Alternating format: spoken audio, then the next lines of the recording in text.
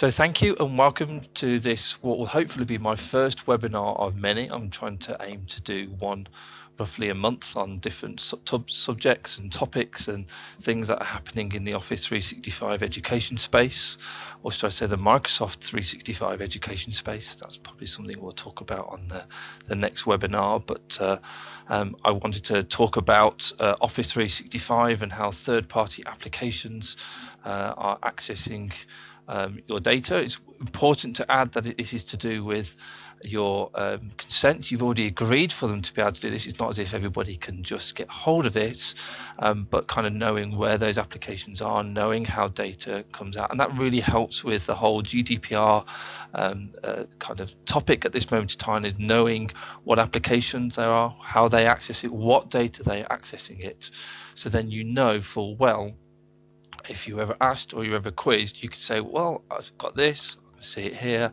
and it comes as a great opportunity for you to be able to show, you know what, here we are, and hopefully you'll learn a few things as well about Office 365 and the Microsoft platform as we go along.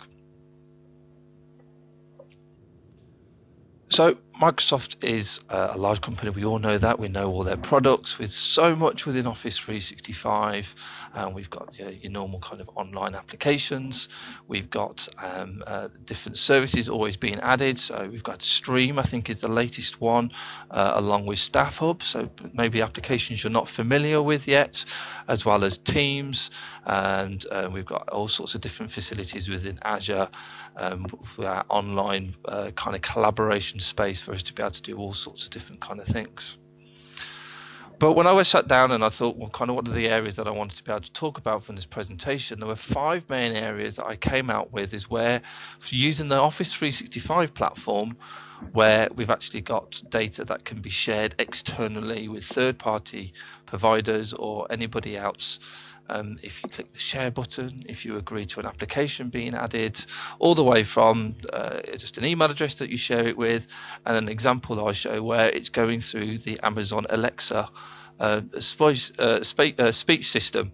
Hopefully I won't use Alexa too much, and there's people's Alexas going off in the background, so I'm sorry if that's already happened a few times, but I thought I just wanted to show that this is the kind of platform that we now live in, and it's important for us to be able to learn those kind of things. So the first kind of few that we'll go through there is kind of global admins. What does global admin really mean? And kind of being able to see who has currently got that, so you can assess, are these the right people who should have this full kind of rights. We'll then go into Azure AD application, so I'll explain a little bit more what I mean by that, and then kind of go into the Office apps and SharePoint apps that we've got.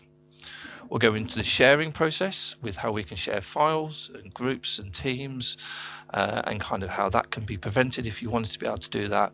And also with the licensing changing that's coming this year from Microsoft, which some of you may well have already gone through, some of that licensing may well be delivered through what's known as the CSP program from Microsoft, the cloud solution provider.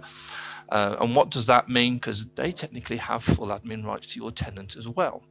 So that's why I thought, you know, those are the key 5 ones that we can go through. We'll talk about a bit of a consent process and some of the due diligence that we've done at BFC Networks. Some tips, some things to go away with, so you can action a few things for you to be able to go away and go, yep, I'm going to change that, I'm going to do this, so at least I know this now and I can go forward and make those changes. And also we're going to have some Q&A at the very end.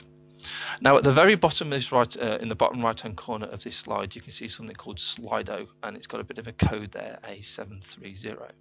Now Slido, if you've not used it before, is a Q&A app for us to be able to for you to be able to put your questions in, and they can be answered at the very end. So I've just pulled that up now. So this is kind of where you can go to there, as I said, put in that code of A730, and they'll be on the bottom slide, and you can put your questions in there. You can vote if you agree with another person's kind of questions, and depending on what time we've got at the end, if I need to prioritize only a few of those questions, the ones that have been voted the most at the top, I can kind of focus out. So it's a great little tool that's in there for you to be able to add those. So feel free to add them at any point, and I'll come back at the very end and I'll try and answer them for you.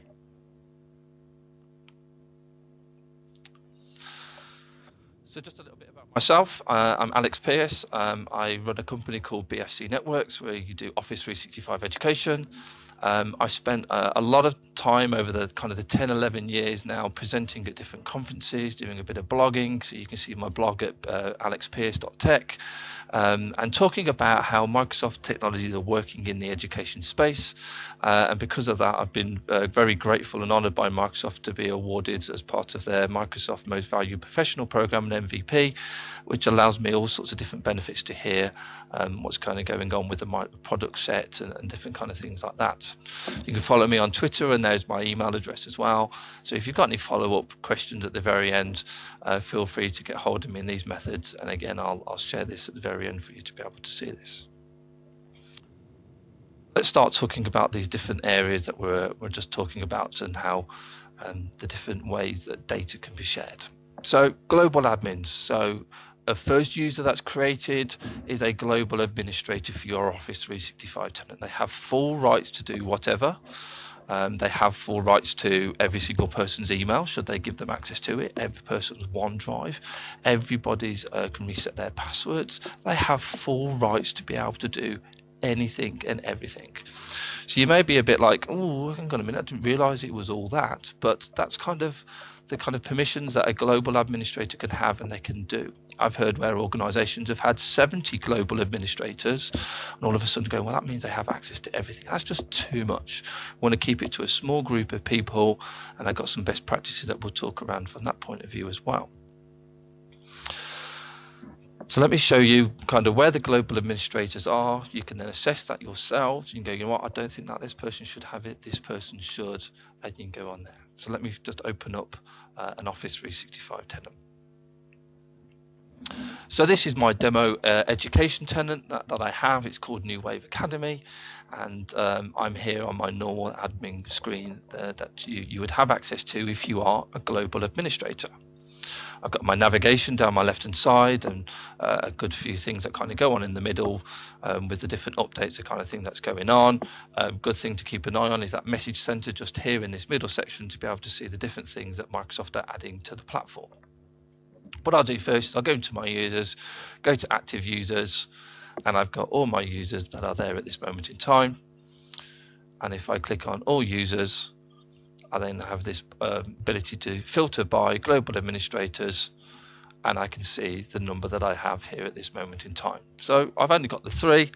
I've got on Microsoft.com one there for myself as the admin. I've also got a partner who's here. So BFC Networks here are a partner who have access to this environment. And I also have Alice, who has the ability to be able to control and do everything within this tenant as well. So go off, have a look at your tenant, find out who are the people who should have full access rights, who shouldn't, and decide, actually, you know what, maybe I need to be able to remove them. From a data security point of view, you may well decide that actually these people actually have a lot of rights, have a lot of access. I want them to have something called MFA, which is multi-form authentication, which would allow you to be able to have a password to log in, and then there's an app on your phone or a text message is sent to your device, and they've got to type that code in as well. So I'm going to do that here with this admin account. So I can go in here, it's just going to load up my settings for me. I can see here under roles it says global administrator, and if I want to take that away, I can go in here and I can change that. What I can also do is say manage multi-form authentication, and this is where I have that ability to be able to then enforce and enable my users for multi-factor authentication. So if I do search Alex as it is here, and I find my user, I can say enable, and I can go through that process. So you may well decide that actually you've got the data manager, you've got certain members of staff within your organization that, yes, I'm not saying you need to be global administrators, but certainly that multi-form authentication might be something that's quite useful, quite secure, to ensure that that user account is always locked and they've got that extra level of protection should you want to be able to do so.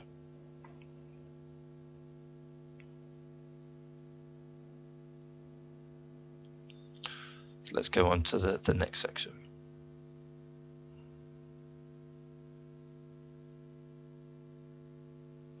So the next area I'm going to be talking about is Azure AD applications. You might be thinking, what on earth is that? Why is that relevant? And I thought, well, I'm going to put a slide in to explain what this is.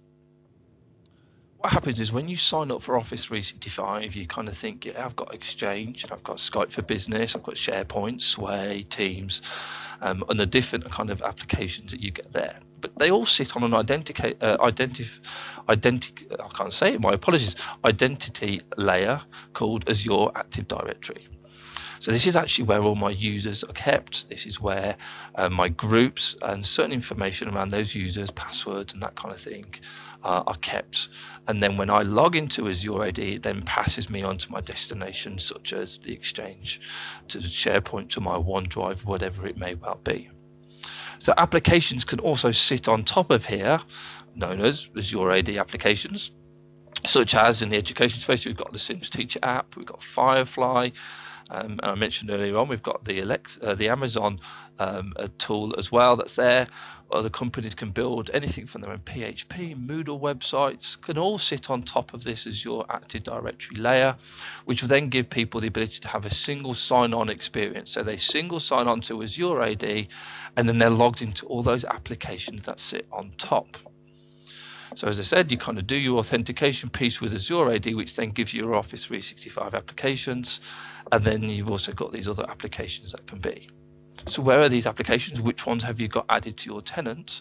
Is something, again, it's important to know what that's been done. What's also important to note is that by default, global administrators can add these applications, and users can actually add applications as well. So they're like OneDrive, and their data information can be shared with that third-party application. So actually users, students, teachers have the ability to be able to add third-party applications and pull that data out. Now, don't be too worried about it, but because most of them are kind of more of a whole application across your whole Office 365 tenants, but it's still an important factor to know, and there are ways of being able to prevent this so you can control that process and what information is actually then being sent out and what's being shared. And I'll give you an example of what that process will look like as well. So let me pull up my Office 365 tenant here, and what I'm going to do is I'm going to go to portal.azure.com, and I've got my Active Directory down here on the left hand side. And you'll see a slightly different view to maybe what we're used to with the Office 365 admin area. But I can go in here, I can see my users, I can see my groups. And one of these I've also got is the enterprise applications. So while that just loads up, I can go in and I can say all applications, and this is going to list all those applications that sit on top of Azure Active Directory. So the first thing I'm going to do actually is just filter by the Microsoft applications, so you can see all the things that Microsoft are adding here for our tenant as it actually is, and you can see a few different ones that sit here. So we've got like the Azure portal that I'm using at this moment in time, we've got Office 365 portal, we've got Exchange, our email service. So you can kind of see very quickly there's quite a few different things that are on here. Not always sure what all of these are. This backfill is not, but it's nice to see that it's filtered with a Microsoft area, so I've got a bit of confidence, and I'm sure we could always log a call with them to be able to understand these things should we need to. What I'll do now then is I'll filter this back to the actual enterprise applications that we have here. And I've got a lot more. So these are some that we've built ourselves, as well as, for example, when I navigate down the page a bit more, we've got DocuSign. So documents signing application, kind of sets them as PDFs, and you do signatures. So I've got authentication, and data is being passed to them as part of that process. Same with Firefly, that's there as well. And you can see we've also got Wunderlist and a few other external applications that is pulling some form of data out. And at this moment in time, when we select one of these, we can't see what that data is, but at least then you maybe can go to these providers and understand and ask them, what is it that's being pulled? Can you let me know? 9 times out of 10 it's probably just user information such as first name, last name, display name, email address. But certainly that's what you'll probably find that's being pulled out. Some of them might be pulling The ability, like the DocuSign as an example, maybe putting files from your OneDrive, so then it can be used within their application. So again, what's that kind of consent process and that GDPR thing that you may want to think about is that file being sent over in that kind of way. When I pull up my education tenant, so to show you how we can navigate from here, it's slightly easier for education tenants. When I go to the admin center, down this left hand side, I've got Azure Active Directory. I select on that, that will open it up for me. And I can go on to Enterprise Applications, select all applications, and you can see a bit of a nicer list of all the different applications that are there by default as part of this. But I want to give you a bit of an example from a customer and what theirs currently looks like.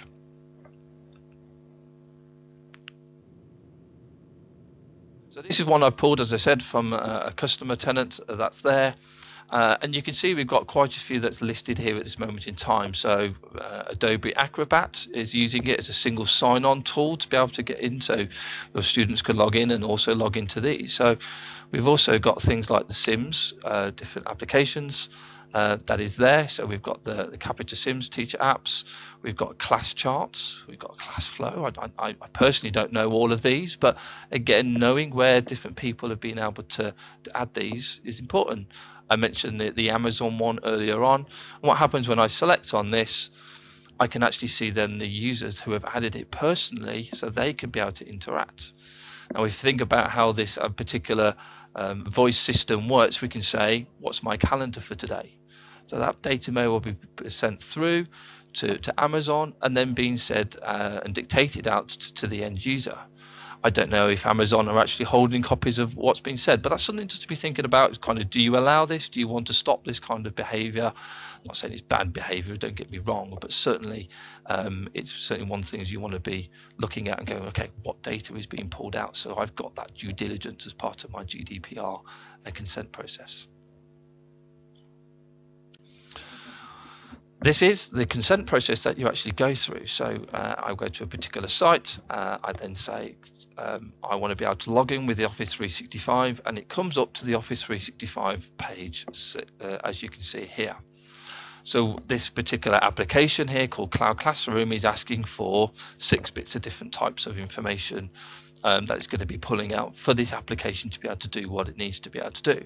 Now that's not a very big comprehensive list of what it's actually doing. So maybe sometimes if you're going to add something else, you want to go back to that third party and say, well, actually, what are you doing with this data for it to be able to work? So just going through these, access the directory as the signed in user. Well, I need to be able to sign in, and that's exactly what the second from bottom does as well, is sign in and read the user's profile. That's where it's going to pull things like the first name, last name display, email address, user principal name, to be able to do what it needs to. It's only 6 attributes in total what it pulls through. But we've also got read directory data. We've got read and write domains, so pulling all the domain names out that you've got for your tenant, read and write the directory data.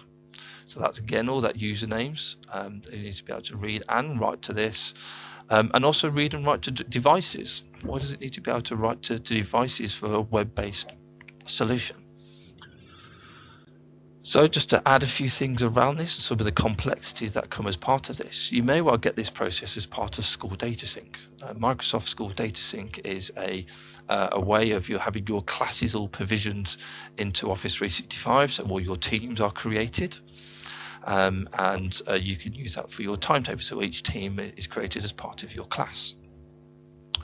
It doesn't necessarily have to use Teams, it can then be used in Tune for Education, so you can actually manage some of that. And there are plenty now of third-party applications that are pulling from that school database, because it's a common source put into Azure AD to be able to pull that. Well, if this third-party application isn't necessarily doing it, but they have that right to be able to pull that data as part of this request. So they can pull that timetable information and user information and school information as part of some of those requests that are doing there. So again, I'm not trying to scare anybody. All I'm saying is just something to be aware of, and do some of that due diligence before going, okay, yeah, I'm happy with you to be able to give you that process and give you this information as part of that.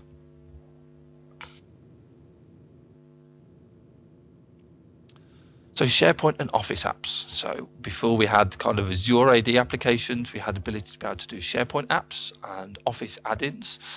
Office apps, they've gone through so many different name changes. I'm not always 100% sure what the actual name is now. But I just wanted to show you this very briefly and where some of this is. So I'm just going to pull over the actual presentation that we're using at this moment in time. It's the slide obviously that we're on, and when I go into inserts here at this very top within my ribbon, I've got the ability to go to store. And while that loads it up for me, I now have lots of third-party applications that can then see my data within PowerPoint, within Word, Excel, SharePoint, and use that data to be able to do the kind of things that you want it to do within your PowerPoint. So you can control the process of this using the app catalog, as it's called. People have to request before that can actually be added to your tenant. But certainly that's another place where data is being used by third-party applications within your tenant, and you might just want to make sure that you can control that process more than anything else.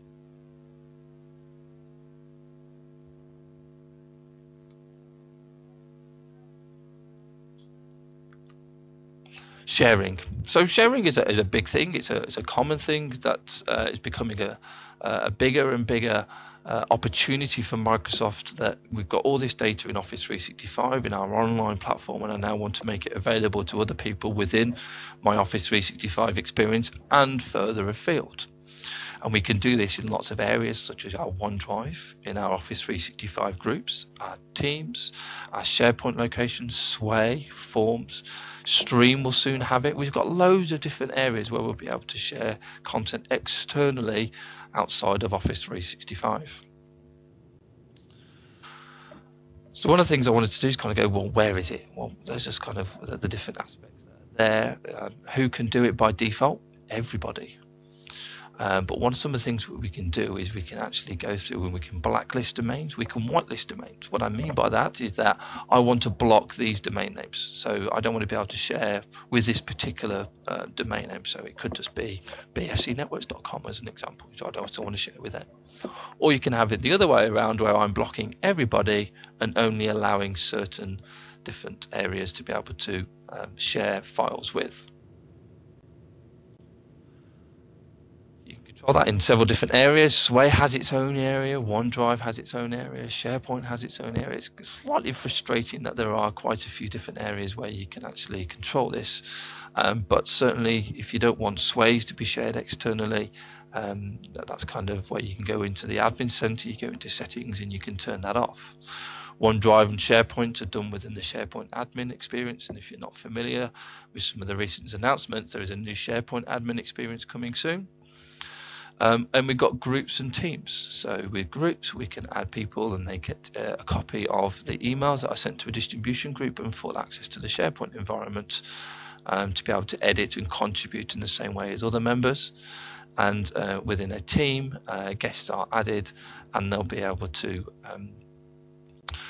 view the conversations, view the different tabs and the applications that are sitting with there, as well as also view the SharePoint area and add it to the distribution group. So you might want to think, okay, I want to allow some of these, I can control some of these, and we can do that within some of the Azure AD settings areas to be able to do that. By default in OneDrive, users can actually take a document and share it anonymously. So just here is a link for you to be able to go off and to edit this file. Do you think that is secure enough? Do you want to be able to ensure that nobody can do that? So these are kind of settings you can set within your OneDrive, so you can actually control the process of what goes out. Do you want teachers to be able to put data into their OneDrive and then share it without knowing who has actually accessed it? That's an important thing. Maybe you want to turn that anomalous settings and that anomalous sharing features off, because you want to be able to control it a little bit more. You may not have a problem with them sharing externally, as long as you know who it was who was actually editing the file or viewing the file, and you can put those kind of settings around there. And we've got even more within the Compliancy Center, should you want to be able to do that. And we'll go into Compliancy Center just a little bit later on. So as I said, kind of as one of the questions that I just asked is, do we want to turn all sharing off? So you can go through those different applications, turn off the different areas for them to be able to do that. It may well be you just lock down certain areas, so certain SharePoint or Office 365 or Teams, so they can block that.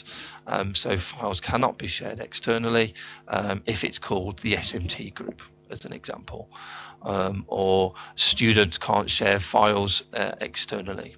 That's something to be looking at, and kind of things can you provision and can you go off and do within the platform. Certainly can be done. So look at those kind of settings that you might want to turn off or on. So the final one is CSP and partner requests. Now, this might be something new to you, but this is Microsoft's new way of being able to deliver licenses to customers. CSP standing for Cloud Solution Provider, and the idea is that they want partners to be able to wrap up their solutions and give you licensing as part of what you're already paying. So it may well be they give you additional IT support, an Office 365 or Azure support. Of course, they're making a bit of a cut as a partner, but that's kind of Microsoft model. And as Microsoft 365 licensing changes, we will see more and more CSP providers, and they will ask to join your tenant and request access to it. And I want to show you that process. We, for example, have delivered a couple of bits of Minecraft licensing to tenants, and we do that through the CSP program. We've had a few problems, and I'm going to share those with you now as well, so you know what that process is and the kind of things to be aware of as part of this process. So let me bring up my tenant. So here I am again, back to the Azure AD applications page as it is, but I have this page. So what will happen is that your licensing provider or your third-party provider will send you a link, very similar to the link that is posted just up here at this moment in time that I've navigated to. And what it's saying is saying, do you want to accept Microsoft Cloud Solution Provider invitation from BFC Networks? And I can then ask to sign in. And if I'm not already signed in, obviously it will ask me to sign into the tenant that I want to be able to sign into. And then as you can see here, it's now saying, well, this is what's going to happen for you. Do you want to accept BSC as your CSP provider and administrator, enabling you to purchase your services and administrator support for you? So when a CSP provider is added for you and the licenses are added, they become your admin area. So you're then prevented from being able to log admin calls. You now go through your CSP provider as part of that. It does mean that that provider also has full global admin rights to your tenant. You could still keep yours, don't get me wrong, but it does give them the ability to go into your tenant, do support, access SharePoint drives, access OneDrive, obviously on a support and case-by-case process, but you're probably thinking, hang on a minute, that's not something I want to be able to do is give them full global admin rights. But if you want those licenses, that's unfortunately what this model now is for Microsoft. So it's saying, do you want to grant them delegate admin permissions? I'm going to say yes. Let's say authorize a CSP provider, and what we'll now see is that BFC have actually been added. Now, where is that actually stored? Well, I'm going to just go back to the home page and show you where that actually sits. When I navigate down here to settings, I've got partner relationships. So when I click on that, I can see that I've got that they are a CSP provider and an admin provider. I click on them here, and actually if I don't want them to be my admin provider, I just want to deliver them licensing for me, I can say remove delegate admin rights, click on remove. So now this particular provider only delivers licenses for me, not that full support and that ability to be able to have that admin rights. I don't want their staff to be able to have admin rights as part of that. So that's going to become more of a common thing over the next kind of couple of months, over the next year, as the Microsoft EES license changes to this new Microsoft 365 education license, giving you the cloud licensing first and then the ability to do stuff on-prem.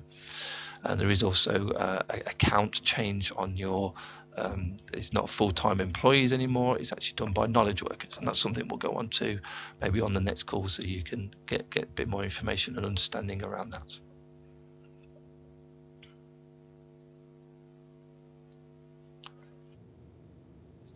These is a bit of a reiteration. I put them more in the slides so you can see them, but as I said, they get granted access to your Office 365 tenants, they gain ability to add those licenses and gain that full admin rights that is there, as well as that first line support. And that's something that we got caught out with, is that now all those licenses come through to us, all those requests kind of come through to us, and we are that first line support as part of that.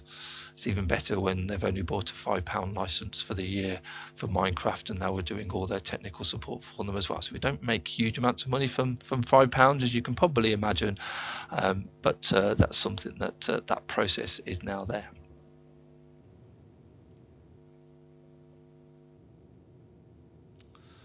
I just wanted to kind of go through some of the due diligence process that we went through from an Office 365 point of view, and as a business, and hopefully that'll be something that will be useful for you. It's something I actually presented at BET to a set of partners that were invited as part of a session that was put on by the GDPR in schools. I don't know if it's a business or a trust or charity, but it was certainly put on by those guys. And I kind of mainly talked about this slide that you can see here. And I think it's good for any business, any partner, any schools, anybody who's doing kind of Office 365 and going through this process. So what data am I handling, and where and how is it being stored? So we've done that for our Office 365. Well, we're handling actually lots of our customers' Office 365. We have full access rights. So what do we need to be able to change around like that kind of thing? Is where it's stored secure? And the kind of yes, no, and you can think about that. And that's also the devices that you're accessing from. So remember those kind of things. It's only as secure as the device that you're being able to access it from. So have all phones got a passcode? My wife has having a passcode on her phone that she doesn't have one. So it's only secure as that she's prepared to make it. So she doesn't have any access to any of this data, as you can probably imagine. Have you got BitLocker? Have you got Bitdefender? Those kind of things encrypted as part of it. And have you got a policy in place that if a member of staff has been using email on their personal device, that you have that ability to be able to wipe those applications away from them? And that's some of the things that the Microsoft platform now does. It doesn't wipe the whole phone. You can certainly do that, but it can also just wipe the kind of the Office applications and the sign-ins for those, so that data is then disappeared. Who has access to it, and should they have access to it? That's kind of where we went on earlier on and talked about those global admins, talked to you about where those different applications have got access to it, and also the CSP providers. Do I have an agreement in place with those customers to have that data? Well, if they were ones maybe who set up your authentication process, you haven't spoken to them for 2 years, do they still really need access? Or if they do, maybe you should be asking them for that kind of data sharing agreement or consent process, which is kind of that red section there with the kind of checkered flag saying signing up process on new contracts, new agreement, the consent process that we go through. And then, of course, reviewing it frequently, have additional global admins being added, have additional applications being added. And obviously that's not just with Office 365, that's kind of any of your data that's within the remit of where you are. Just to show you as an example, this is part of our cloud provisioning engine for Office 365. We are actually handling student data and teacher data, timetables and email addresses. So we wanted to be open and honest with our customers when we're signing up through this process of what that process is. So with our engine, we actually can, for example, do school data sync, where we pull in the timetable information and then we add it into Office 365 for you. So that's kind of the process. So this is kind of our data sharing agreement. This is just kind of a bit of a snapshot, and I'm happy to share this link as part of the slide notes, so you can actually see all the kind of things that we're talking about, the kind of things that we're sharing, and the data that we are getting. Because it's important for us to be open and honest, for you to be able to see how we are doing it, and also what that process is to be able to turn it off. And hopefully with that openness, that will give you more confidence in suppliers to be able to go, yes, I want to go with them, maybe I don't. So some tips for you. So the first one is know who your global administrators are, and do you want to remove any? Should you add any? And one of the things I would always recommend is making sure that you've got something like an admin at your tenant name on Microsoft.com. That's separate to everything else, but just a good little tip. We had one particular school recently who didn't have one of those, and they were locked out and they couldn't log into. They had a problem with their authentication system with Office 365, and because they didn't have a dot on Microsoft.com, well, they'd forgotten the password for it. They had actually got locked out of the tenant, and they couldn't resolve their technical issue to be able to log in because they couldn't log in with the dot on Microsoft account. We were lucky that we actually still had our access to it because they hadn't blocked us, which maybe they should have done. But we could go in there, reset their password, and they were able to get working again in no time at all.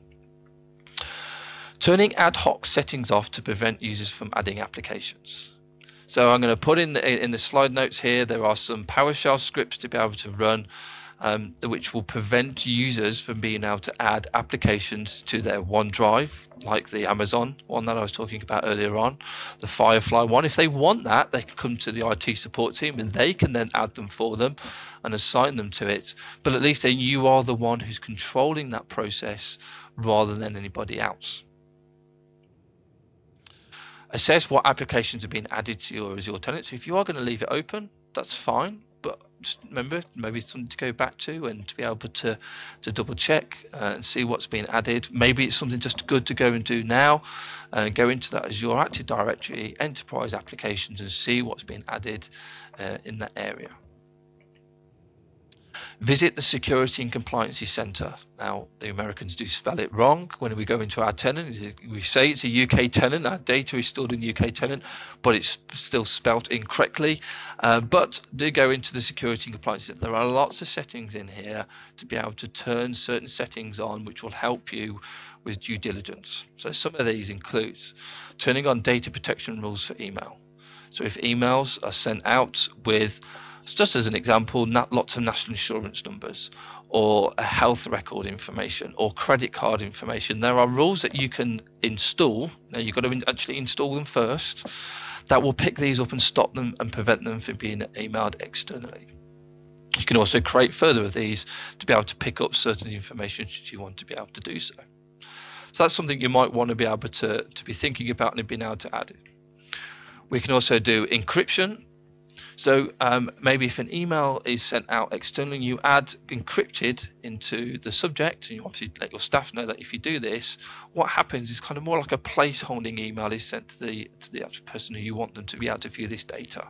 They then have to log back into your Office 365 tenant, and they pull the data up from there.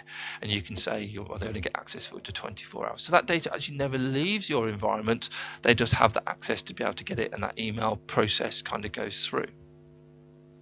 We mentioned it earlier on, sharing settings, and we have the ability to be able to define what those settings are within the Compliancy Center, to be able to say, you know what, if it's shared externally, it's only for 30 days. So it's not forever, it's only for a certain pattern, or I can block down that anomalous login. Or you can actually go and see what's being shared externally with lots of different people, so you've got that grip in your understanding of, if anyone who comes and asks you, tell me what's being shared externally, you know you can go to the Compliancy Center to be able to do that. Another kind of thing in there is that what's your leavers process? What happens when somebody leaves? You've got to be able to sometimes demonstrate you've got this data for such a long time, and there are processes and things that we've been looking at recently is kind of, well, where's data stored? Well, it's stored for the user when we remove their license. It's stored in their OneDrive, in their email, the Sway. There's a few different application areas where it's actually stored.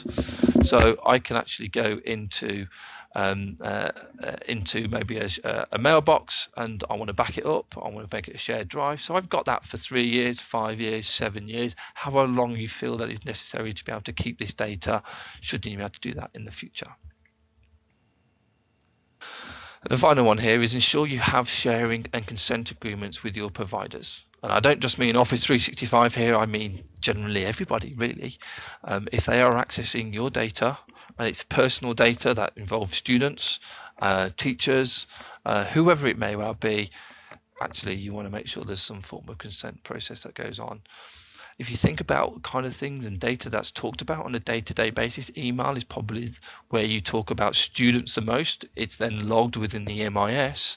So yes, somebody may well have access to the head's or the ability to have access to the head's mailbox. I'm sure they're not going to go and do that, but you want to make sure that there's some kind of process in place to make sure that you know that they have got that access. They're going to do it in a lawful way, in the right kind of way to be able to do things.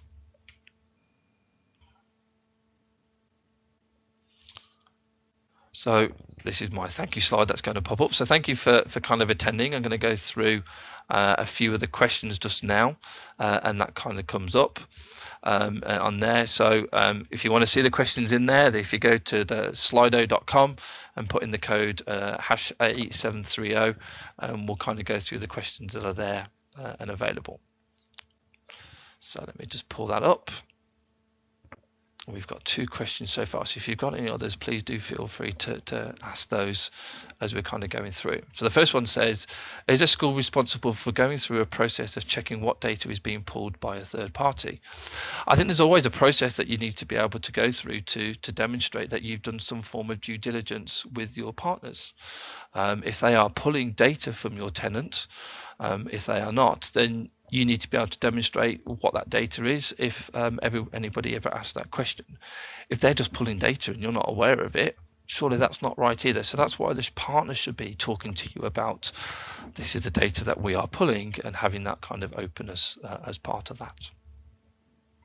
Next one, using the default OneDrive sharing options, i.e. share to anyone with link, will Delve show the content to all users, or will there have access or only those who have access to the link? It is actually that latter one, the people who've only got that link. What you're not doing is you're not actually setting the permissions on the file to be anonymous, you're just creating an anonymous link. So if they don't have access to the file, they won't see it in Delve. But if, as you said, if they've got that link, that's where they'll be able to then access it in that anomalous way. Even if they're logged into Office 365, they're still classed as anomalous to be able to edit or view those files depending on what the settings that they've set.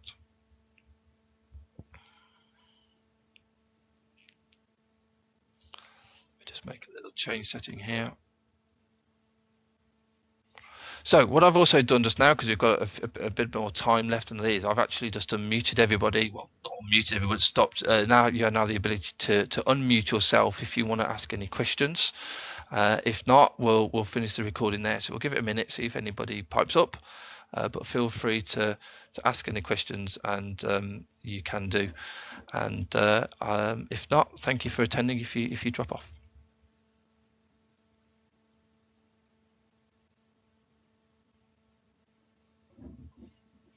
Another question just popped up. Would you agree sharing with named people is a safe way to share staff content rather than the link method? Let me just read that again to understand it. Would you agree using shared with named people is a safer way to share staff content rather than the links method? Yes, I do. I think if you want to share things with staff, doing it on a permissions basis is a great way of doing it. If you're going to do it from your OneDrive, you may want to be able to share it from a group or a team instead. The reason I say that is that if you leave and it's shared in your OneDrive, the license is removed and the OneDrive disappears, and so does that work. So having it in a central location where only people have access to that group will be the best practice, but certainly what you're saying is a way of being able to keep it secure. Louise, did I see that you've unmuted yourself? Do you have a question? No, I don't. No worries, no worries. I just saw it. I thought I might well ask. No, I know that I'll probably have to watch it again and maybe ask you some questions by email. No worries, no worries. Well, I think a reminder email went out about half an hour before, so you've got my email address on there. Let me just pull up these details that I said I was going to leave here on the end, so you can see those. Was there anybody else who has any other questions or would like to type a question to the message box just here? Hi Alex, can you hear me okay on the mic? I can indeed, yes. Hiya. Yeah, just a quick one. In the past, obviously, we've moved people now really from kind of My Documents to trying to use them more on OneDrive for their own personal files. What would you say is now kind of Microsoft's vision going forward for the equivalent of a shared drive? So is it SharePoint? Is it teams? Is it something in the middle of the two? Is it groups? It seemed a little bit confused for a while. So I wondered where you're kind of generally pointing people now to replace their old kind of classic shared drive. It's a very good question, and I actually say it's a mix of 2 or 3. So technically a team is also a group, but we won't go into that today. But effectively it still creates the same SharePoint area, but your conversations happen in teams rather than in email, which is kind of the difference between a group and a team. When you actually add data to a team, and you add somebody to it, anybody is a member, which means anybody can contribute to that data. So it may well be you go, you know what, for all staff kind of collaboration and shared drives in the cloud, I'm going to create a team, so they've got an area for conversations and be able to talk about the files and all that kind of thing. So then they have that ability to be able to edit. But actually, I don't want to give all my students the ability to be able to edit, and that's where SharePoint still becomes important. So you still got that ability of doing full-blown permissions and say, you know what, share in my SharePoint area, all teachers have the ability to edit, but only my students have the view rights. And then within my groups and my teams, that's where everybody has that contribute right. So that's kind of where that difference is, and the kind of as you say, that mixed environment to run both. Yeah, cool. Thanks for that. No worries.